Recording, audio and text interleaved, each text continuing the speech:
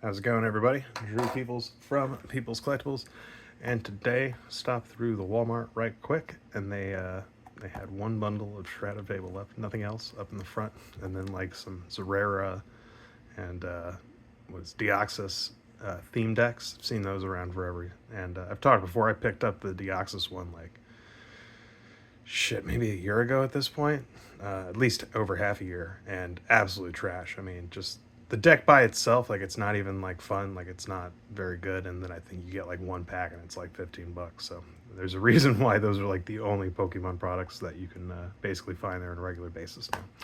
But anyway, Shrouded Fable. This is a set, it's a specialty set in between Stellar Crown and Twilight Masquerade. And it they printed a lot of this, and it's a smaller set. I think it's only like 64 cards in the main set, something like that.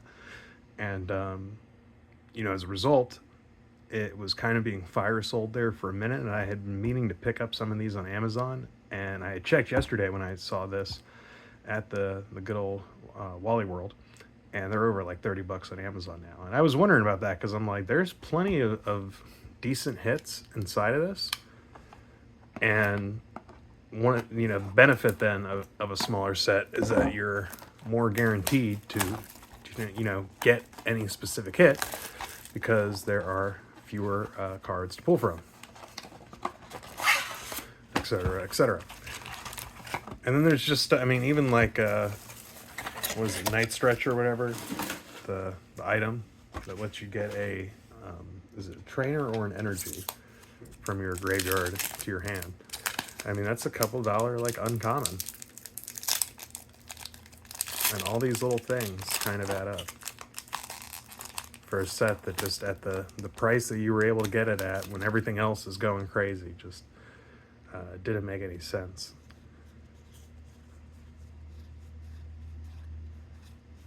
All right, starting off week. So yeah, this was just around $30 after tax. And like I was saying, I mean, there was a while there. What was the King Gambit boxes?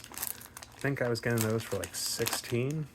I think it was like 6, maybe even like 14 for 4 packs, and then the promos, the King Gambit like illustration rare and the promo border hollow, whatever the fuck those guys are called. All right, Pheasantipity EX for the ultra rare. That's a nice hit.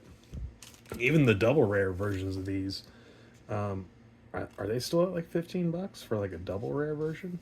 And then I think the SIR, I mean, it's still at least 50 for the big boy one, but yeah, the ultra rare version, we're happy with that. We're happy with that. You got nice sleeves put up over there.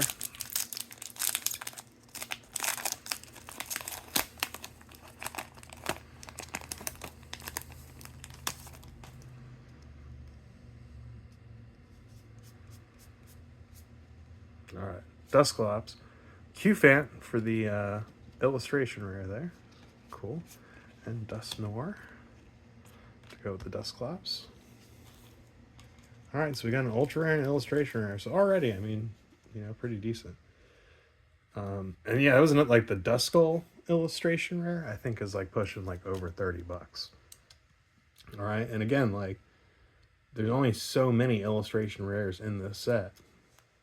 So when you pull one and get in the Dusclops, that alone being over like $30, or the Duskull, sorry, and I think the Dusclops even is like over $20.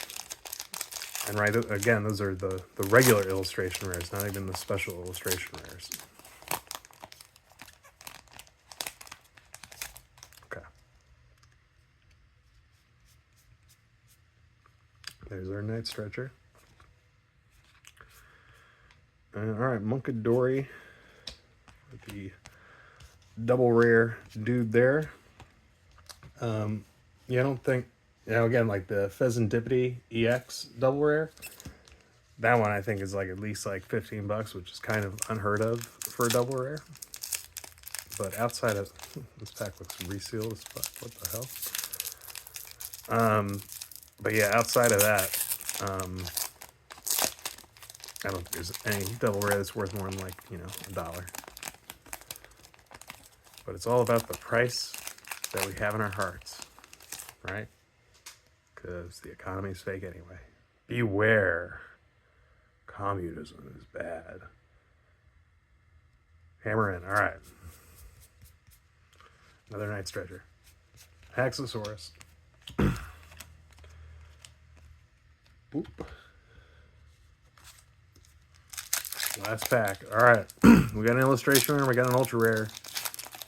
But we're greedy monsters. Oh, and a double rare. We'll count that on the board too. But yeah, we're greedy sons of bitches, so. Magic fingers. Oh yeah, the Persian illustration rare. That's like $60.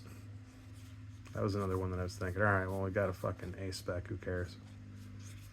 I mean, you know, it's more preferable than getting like a bulk rare.